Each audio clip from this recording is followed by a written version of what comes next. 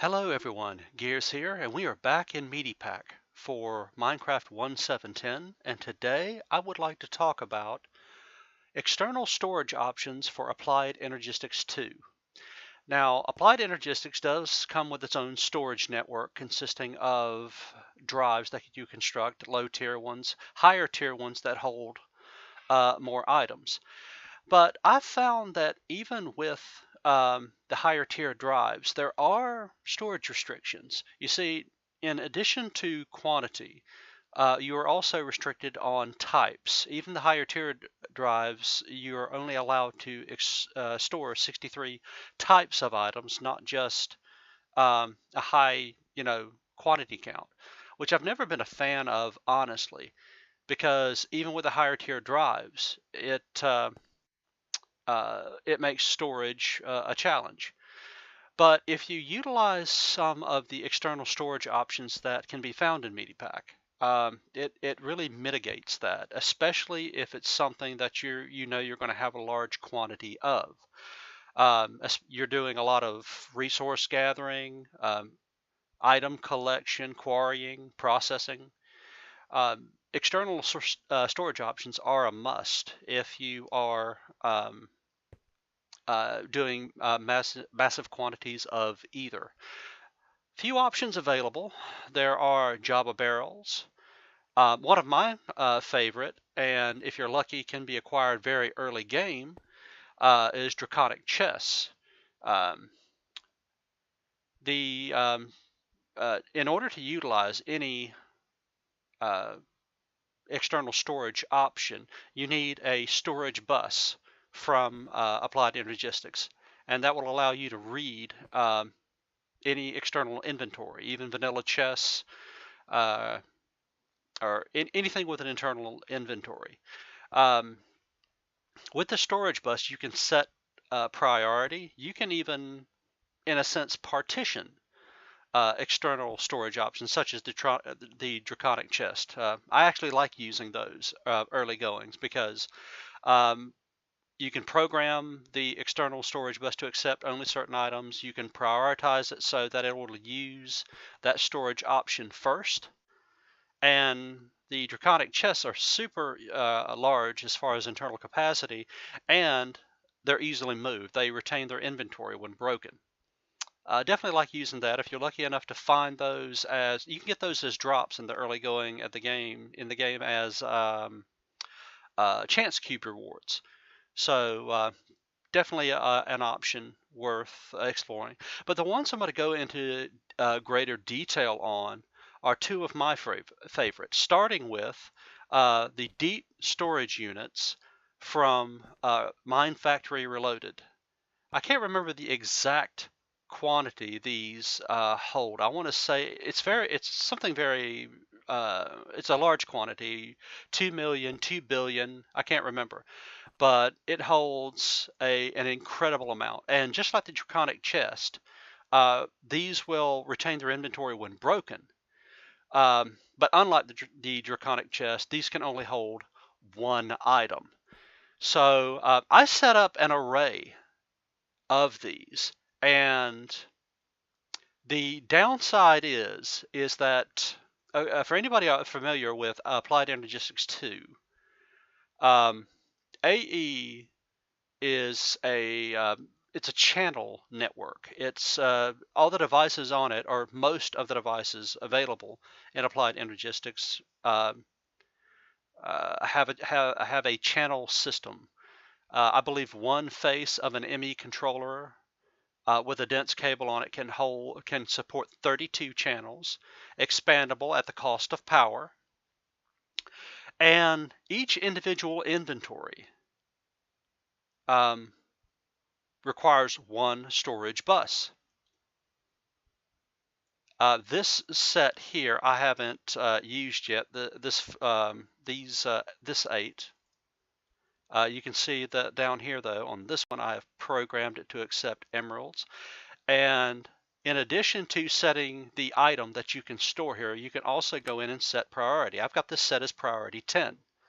And I believe my drives are set at priority 0. So the my resource gathering and AE networks will always deposit items to this external unit first before it, populates or uses my drives.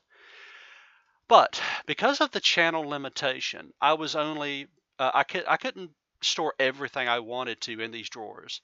Well, most of everything. I never got around to programming this set of 8. But the downside was that it uses all 32 channels of a given leg. So I would have to set up a new array of 32 if I wanted to use more, which is all well and good. I mean, at my current level of resources, that's completely doable. But in the earlier goings of the game, there is a somewhat more financially reasonable storage method, and that is storage drawers. Now, these behave similarly to Java barrels, but they have a few options on it that I think make them better. Now, the cool thing is that you can pick up these crates with the dolly from Java, so they're completely compatible with that, and that's awesome. It keeps you from having to craft, what's the pickup item called? I think it's duct tape or packing tape. You have to packing tape these before you can pick them up. Otherwise, if you break them, they will spill its contents. But these have another option that is not available in Java barrels, and that is these can be networked together using a device called a drawer controller. Now, this will control an array of barrels connected to them. That is, I think, up to 12 blocks away in any direction. Now, this is what makes this cool. You see, this device allows you to, if you can tell by the tooltip, allows you to access all connected barrels. Now, what makes this very useful for storage is that all of these connected drawers only use the one storage bus. So as you can see here, I've got the storage bus completely pre-programmed, and I could actually add more barrels drawers to the network. I mean, the drawer itself will support more. It's 12 drawers in any direction. But this is the max number that the storage bus will hold. So in a nutshell, just I added another array for that reason, and I made it a point to for most of these upgrade with as you can tell by the border, most of them are upgraded with the one or more emerald capacity upgrades. That's another reason that I use these versus Java barrels. In addition to the drawer controller and being able to tie it in with just one storage bus, the upgrades for these are arguably easier to apply. And like one of the main reasons that I opted for these two major forms of storage is that I wanted to save my deep storage units for items that I wanted massive quantities of that I knew I would never delete, like all the iron ore and all the other ores that I would process for that matter. I would never want to delete those no matter how many I accumulated, because, well, I went through the effort of collecting and processing it all. I certainly don't want it deleted. But certain items like mob drops and certain blocks that I have collected, after I get a certain quantity, I really have no desire to have any more. And so what was done was not on all of these barrels, but on some of the ones that I knew would clutter my storage network, I applied void upgrades. And that's the beauty of the external storage units with void upgrades attached to them that have been set as the top priority. The AE system should continue to try to store items in these barrels, even though they're technically full because of the void upgrade. So after a certain quantity, even though it'll just void the access. I never need to worry about the access and my the items that are stored in these drawers clogging up my network. It should never overfill. So those are the main reasons. As you've noticed, I've got the I'm relying on tooltips. Another benefit of using the storage drawers, and I'm sure you've noticed that there are no labels on my barrels.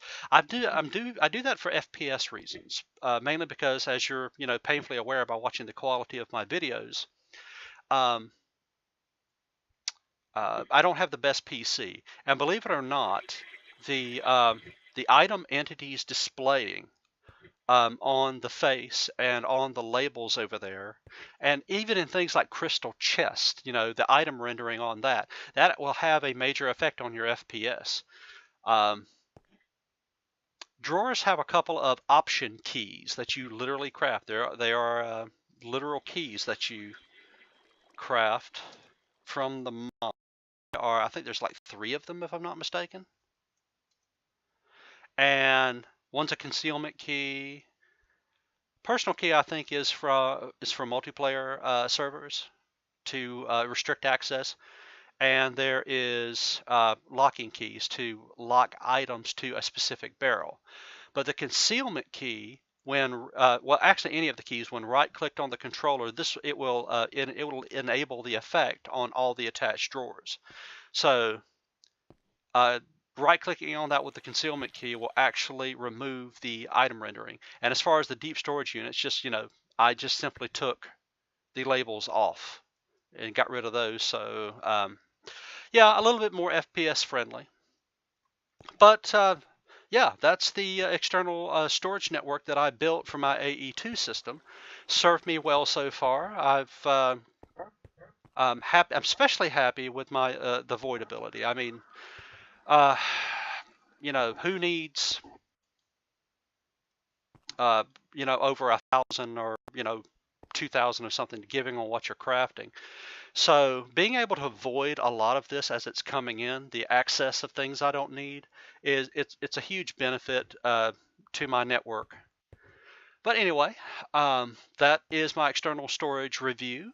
If you have any questions for me, as always, leave me a comment or message me via Discord. Everyone, take care.